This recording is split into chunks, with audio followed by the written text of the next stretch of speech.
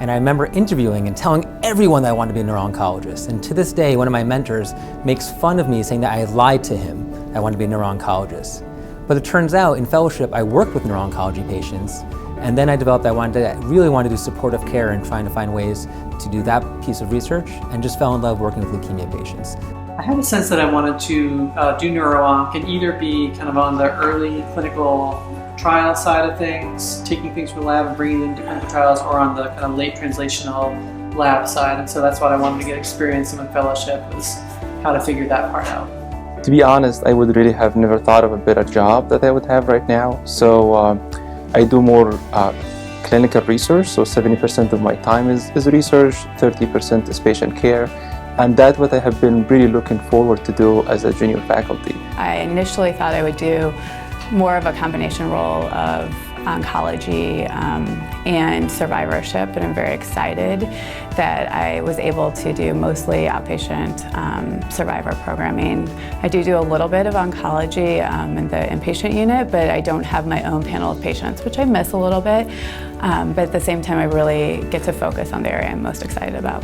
I think for me, knowing that I wanted to stay here at this institution that had a very robust hematology program, a world-class hemophilia and thrombosis center.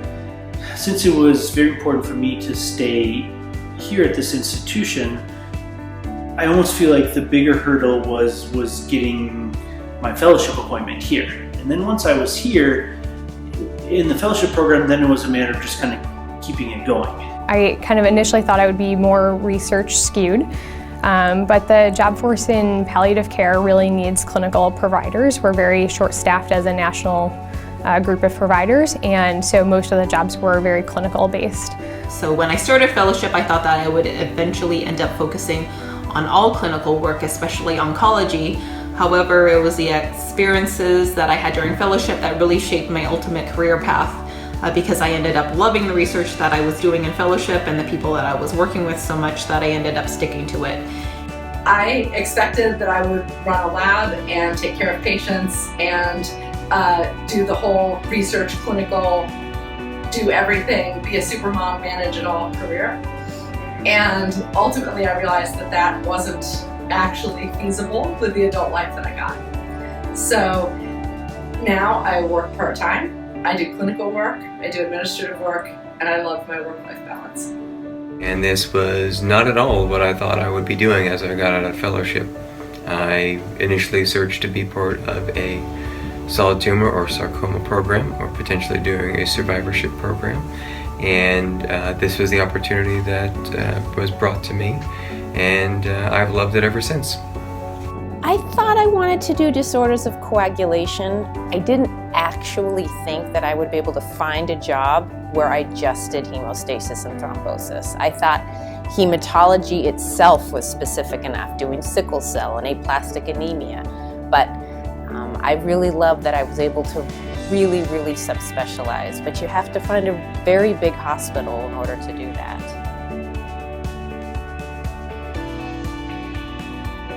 I didn't have to find a job. I really feel that staying here was the best option for me. And then on top of that, my mentorship and the group that helps direct my career stayed with me. And so I was able to stay here, and I was able to continue to ask them questions when just like I did 3 months before when I was a fellow. So as far as my job search, I feel like I had a lot of different mentors who really helped me in different ways. For example, some were really helpful because they had contacts and connections at other places that I didn't have.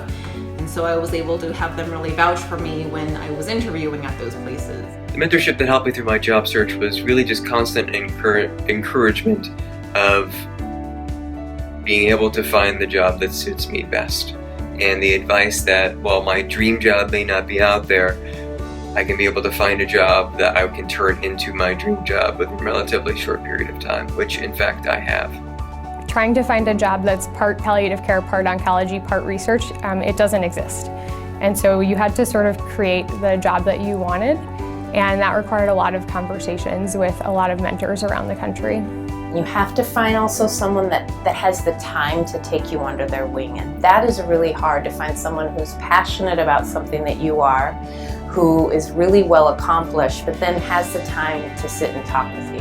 This job came across the desk of my mentor, and she really encouraged me to pursue it.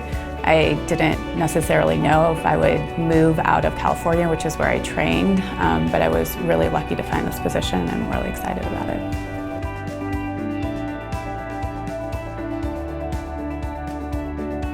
Unfortunately, not a lot of jobs out there.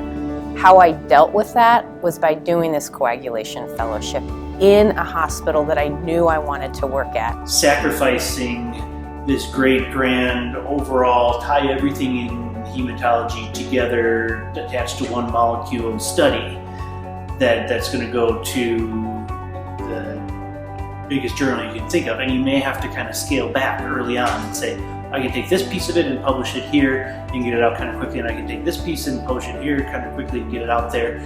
I had confidence with my team members, they had confidence in me, and it was not that hard, but I know that it took some time just to establish this relationship as a faculty. And so if you want this job, you have to work really hard to create the job and be able to talk with institutions and be able to sell them on yourself, which is something that is very difficult coming out of training. One of the biggest challenges was I had a very concrete idea of what I wanted to do at that point. I wanted to do cancer control research. I wanted to be a leukemia specialist and have a niche in leukemia. And when you're going into a job search and limited market, coming in with such a concrete idea of who you are made it very, very challenging to come out. I think you really just needed to have the ability to be flexible, but also know what you're looking for and making sure that you're doing everything you can to put yourself in the position to be a good candidate when that opportunity arises.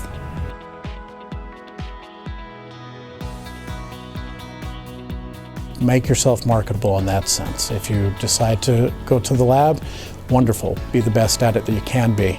If you do clinical research, get involved in phase 1 studies and learn what you need to do to take to your next position. And that even as junior faculty, even though you're freshly new into the world, that you'll always have mentors that will guide you, and to keep all connections open, because you never knew what opportunities would pop up unexpectedly. So build contacts and network. I think the transition from fellow to junior faculty is probably the most precarious part of your career. I think starting to apply for grants early if you want to be a lab investigator is great, because being able to show that you've been successful, obviously publications as well, and then kind of bringing those to where you go next, that makes you extra attractive as a candidate. I think the biggest thing is to network.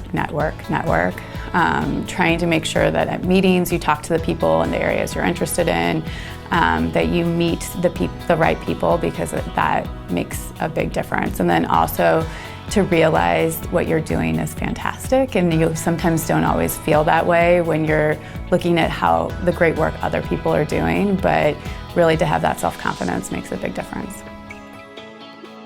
I think that was a big advantage too, was having very regular meetings with our administration or our section chief, and making it known early on that I wanted to stay here, and kind of what do I need to do and what should I not do to try to stay here. Having those very frank, open discussions early were helpful too, rather than waiting till my third year of fellowship and saying, now what? My advice to trainees now would be to not get discouraged. I think I heard as I went through training that this would be a very difficult career path, that there may not be a job for me at the end of all of this, and that it would be difficult to find the right position. I think all of that is true. It is hard, and I at times did feel discouraged about where this was going. But I think if I could go back and tell myself, 2 years ago, what life would be like in the future, I think don't get discouraged, keep working at it, and if it's a job you really want, be persistent and be clear in your focus about what you want. But coming out of fellowship, I thought the world was ending, that the job I was taking was not the one that was going to be able to lend itself to where I would be now. And in the end, it really could not have worked out better. The job was perfect. The mentorship I had at that job was strong and varied with senior mentorship, but also a lot of freedom for me to grow as a clinician and grow as a researcher. And if I was not open and I turned that job down, I think I'd be in a very different place right now. Don't be afraid of doing a clinical research project if this is really what you're passionate and this is what you want to do. Have good mentorship, and you really have to look carefully into that. Somebody who cares about you, who have passion to help you, who has a good track record of mentees who successfully made the transition to junior faculty and been successful in their career. Mentors who are well-funded, who well-published, and they really want to invest in you, because it is an investment. If they want to meet with you on a regular basis, help you, give you advice, spend more time with you, it's really an investment. So, and it's always a win-win situation between you and your mentors. And I know the people that have had a few steps ahead of me picked what they were really passionate and excited about for their research and fellowship. And at that point, they started creating relationships and applying for grants and starting to get publications, where I was a couple years behind because I was in a different role. So I would say, if you know what you want to do and have the ability to do research in that, I would start right away, because you'll just be that much further ahead. I encourage you to take this time to really think about those things and to think about what's going to bring you joy. The years ahead of you are special and fabulous, and they go fast. And they contain a lot of things, including some amazing work. And you don't want to miss those things. If I could go back and talk to myself at the end of fellowship, I would tell myself to be open-minded. Open-minded in the locations where I'm looking for jobs, open-minded in the type of jobs that I'm looking at, and being flexible. My dream job was being on a sarcoma team somewhere. Those jobs are relatively minimal across the country, so I needed to be open-minded about what other opportunities I could take. I never dreamt that I would be doing 20% of my time as IT work and 80% of my time working with patients on a leukemia lymphoma team, but I absolutely love it and I wouldn't change it for the world. So be open to having your career open and evolve as you transition from being a fellow to being an attending.